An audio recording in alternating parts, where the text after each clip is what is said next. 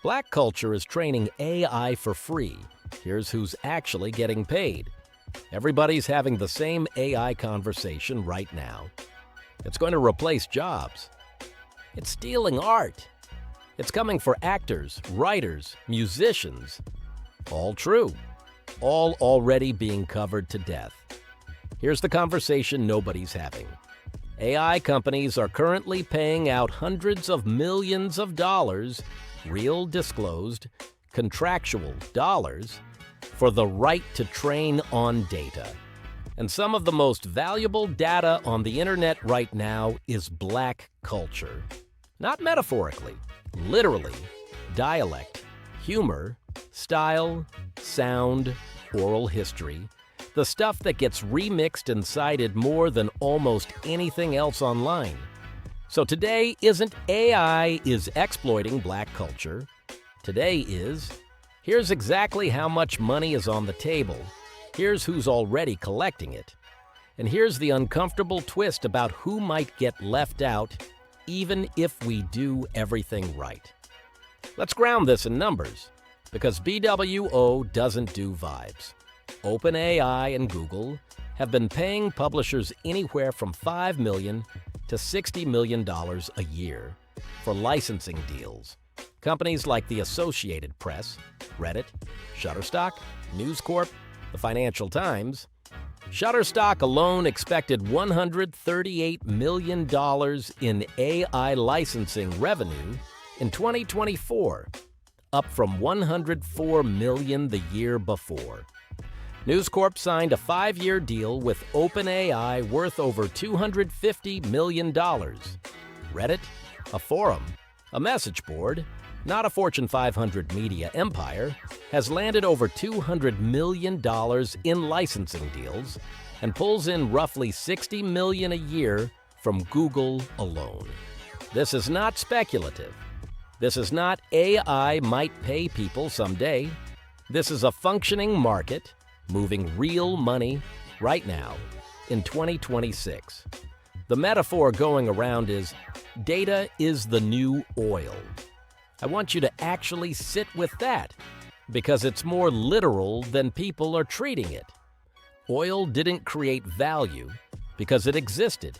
It created value because someone found a way to extract it, refine it, and sell it. And the people who owned the extraction rights got rich, not necessarily the people standing on top of the oil field. Keep that distinction in your head. It's the whole video. Here's the part that should make you uncomfortable.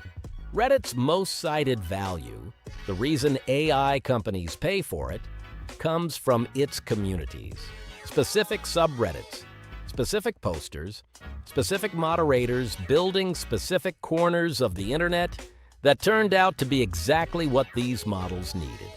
Reddit, the corporation, signs the deal and takes the check. The people who actually wrote the posts, built the communities, made the content worth $60 million a year, $0. Not because it's illegal, because nothing requires otherwise. It's a business choice, and the business chose itself. Shutterstock does share some money with its contributing photographers from these deals. That's a real, better example. But the split is set unilaterally by Shutterstock. The photographers don't negotiate it. They take what's offered. This is the pattern. Whoever owns the aggregator gets the leverage. Whoever generated the actual content that makes the aggregator valuable gets whatever the aggregator decides to hand back down, if anything. Now hold that pattern in your head, and let's bring it home. Every major AI company is training on music, slang, comedy, dance, fashion, voice, storytelling, memes.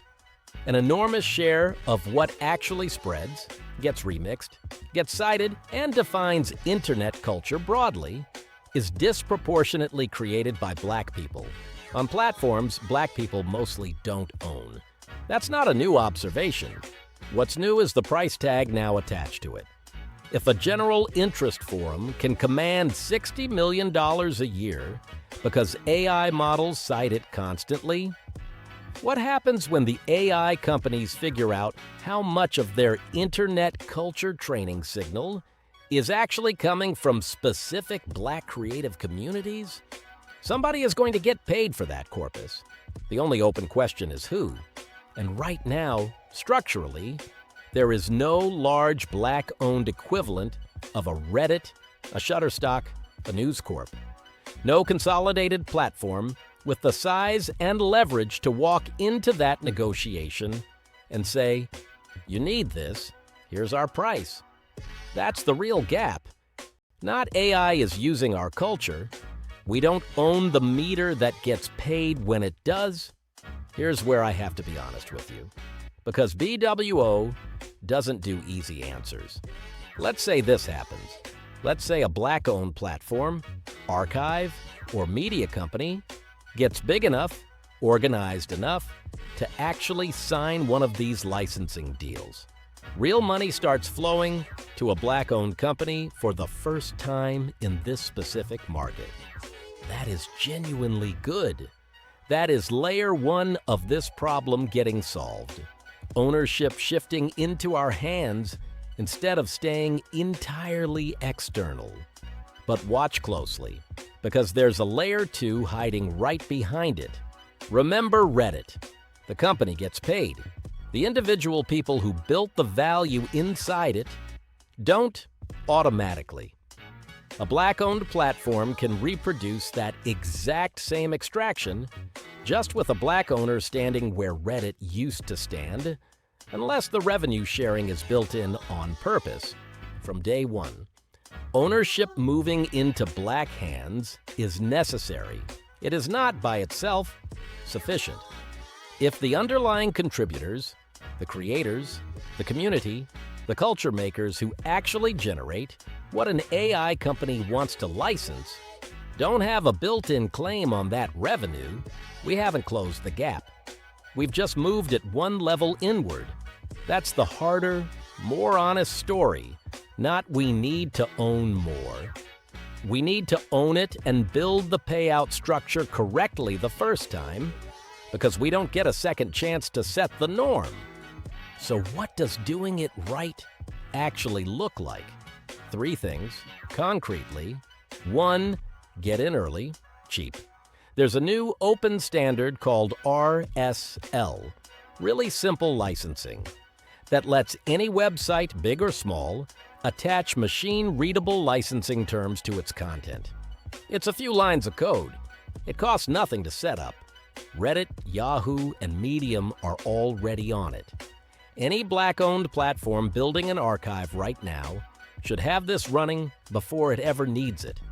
2, build the revenue share in from the start, not after the first big check clears. A modernized version of what ASCAP does for songwriters, a structure where individual contributors have a documented, built-in claim on licensing revenue generated from their content, negotiated upfront, not decided unilaterally after the fact.